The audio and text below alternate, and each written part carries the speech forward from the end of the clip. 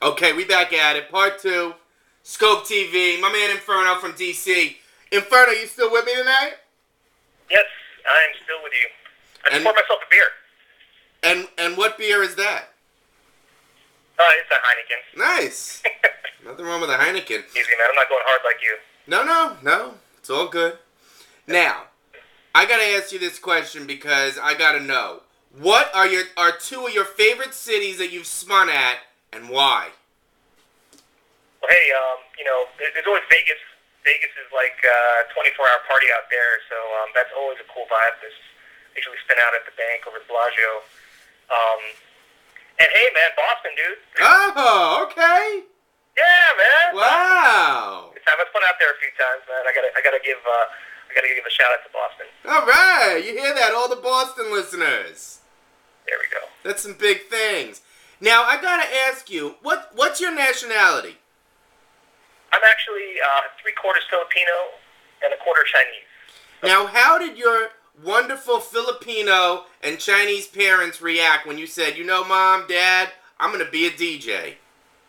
Oh, they said no way.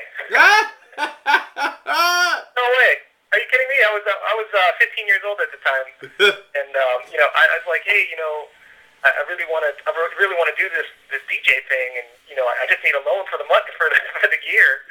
How much do you need? It's like $3,000, and this is back in the early '90s. This is like 1990, and they're like, no way, of course not. We're not going to loan you $3,000. You're 15 years old. Who knows what you're going, if you're going to keep up with it. And what I did was I went back to them and I said, hey, I had like a business plan, and I'm 15 years old with this business plan saying, okay, well, I can make this much money if I play at the high school dances, and by this time I can pay you back. I'll pay you back half of everything I make and reinvest some of it into the business. And I did that. I made that sales pitch for about 6 months when I was 15, and by the time I turned 16, they decided to cave in and give me the loan. That's so I paid it back before I went to college, so there you go. That is so dope. That's really dope. The first answer was no, and then, many years later, not even many years later, I want to say maybe 7 years after I started, my dad said, hey, and this is in like 1998, right? He said, when you first started DJing, I was a little worried that you wouldn't keep up with it, but, I'm proud of you that you stuck with it. That's in 1998. That's like 12 years ago. Wow. That he said that, so it's really cool. But yeah, they support me. They always have supported me along the way. It's just the first answer was no, until I convinced them otherwise. Well, we gotta give a shout out to your folks for thanking them for letting you pursue your dream. That's for sure. I'm forever in debt to my parents. That's dope. Now, Inferno, when you prep for a set, do you lay all the music out? Or do you improvise as you go, like depending on how the crowd's reacting? It depends on the type of set, because I do 2 types of sets. I do what you would think of as your traditional club DJ set, right? You got the 2 turntables at a club, everybody's having fun, getting drunk and dancing. That's one type of set, I guess your traditional DJ set. And then the other thing that I do is more of a live performance act. It's called the Live Remix Project, and in that. Actually performing the music as opposed to playing pre-recorded music. I'm actually taking like the barest elements of anything, like a drum loop, and I'm literally building a track with instruments on stage and creating music. That is something that's more planned out. So for the club DJ sets, I keep it open and keep it loose. I have little ideas. I have ideas in my head. I come prepared. Depending on what city maybe that I'm going to, I kind of try to stay prepared in the sense of knowing where to go, when I need to go there.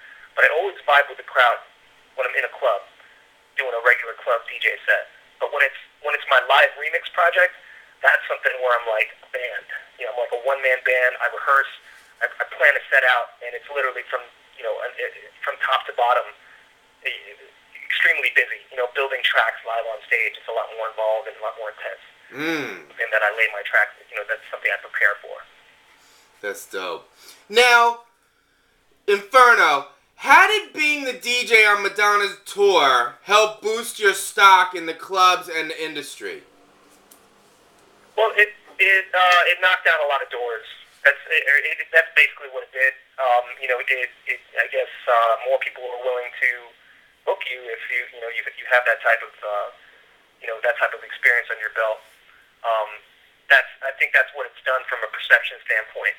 You know what I mean? But more than that, maybe what a lot of people don't realize is that when you work with somebody like Madonna, you improve in a lot of different ways, and you might not have thought you were going to improve before. So, like as an artist working on that tour, it really helped me grow as an artist as well. In addition to opening a lot of doors for me to go in and share my music and share my style with different audiences. That's dope. Now we got about 3 questions and about 3 more minutes. But I swear I could go all night with you, man. I feel like we're just vibing right here. Now, with so many outlets for music these days, where does somebody like yourself go when you want to scope out new music besides www.scopemag.com? Because I know you stay on the Skope website. I know that about you. Besides Skope? Besides Skope. There's a few different places. With all the new music, as far as like top 40 stuff and hip hop, there's usually all the new stuff usually comes out in some sort of record pool. So that's something that it's pretty easy to look up and kind of keep on top of. It's probably more of a challenge in terms of the dance music, the house music world, to keep up on certain things. So I like to go, as far as purchasing music, I like to go to Beatport or Beatport is the main, the house music resource for me. But there's also a lot of blogs out there. You know what I mean? There's a lot of music blogs. It's like that's like the thing in the 21st century now. It's a lot different, than when I started out. But I'd say it's blogs and Beatport for. Dope. Nothing wrong with that. Now, who are you rooting for in the NBA Finals? My Boston Celtics or the LA Lakers? Hey, you know what? And it's funny because as a kid I used to watch that rivalry all the time, and at the time I was a real big Lakers fan. And then throughout the years I just kind of I'm more of a football guy. You know what I mean? I'm more into, but I'm not. Honestly, I can't say I'm a Patriots fan. Sorry, but in this case, it's like I gotta go with Boston. All right. And the musical director for the Madonna tour is now a really, really good friend of mine. And he's actually originally from Boston, diehard Boston fan, so he kind of got me into that. So I got to say Boston so that so that he takes my calls. I swear, Inferno, I feel like we're building more and more of a rapport as this interview goes on. But now we got the final question. I wish it wasn't the final question because I swear, if they didn't limit me to 15 questions, I'd keep going all night with you. But why don't you let the Skope listeners all over the world know what's coming up for DJ Inferno and where can listeners follow you online? We got about a minute left. Twitter, Facebook, YouTube. I know your internet game is crazy, so let them have it. Yeah, no problem.